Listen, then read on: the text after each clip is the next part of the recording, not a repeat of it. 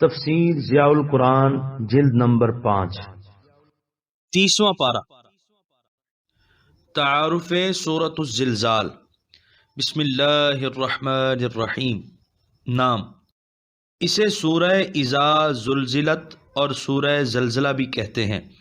اس میں 1 رکوع، 8 آیتیں، 35 کلمے اور 139 حروف ہیں۔ نزول، اس کے نزول کے بارے میں بھی علماء کے 2 قول ہیں۔ حضرت ابن عباس، مجاہد اور عطا کے نزدیک یہ مکی ہے۔ قتادہ اور مقاتل نے اسے مدنی بتایا ہے، لیکن سورت کے مضامین میں غور کیا جائے تو پہلے قول کی تائید ہوتی ہے۔ مضامین: خدا فراموش انسان بڑی بے باکی اور بے حیائی سے زمین کے گوشے گوشے کو اپنے گناہوں سے داغدار کرتا رہتا ہے۔ وہ خیال کرتا ہے کہ یہ درخت، یہ پتھر، یہ خاک کے ذرے گونگے بہرے ہیں، انہیں اس کے کرتوتوں کا احساس تک نہیں، لیکن یہ اس کی نادانی ہے۔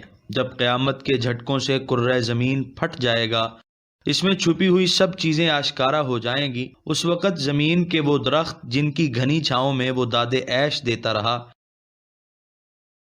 اور وہ چٹانیں جن کی اوٹ میں وہ گناہوں کی بزمیں آباد کرتا رہا، وہ چشم دید گواہوں کی طرح گویا ہو جائیں گے اور اس کے اعمال کا کچا چھٹا کھول کر سامنے رکھ دیں گے۔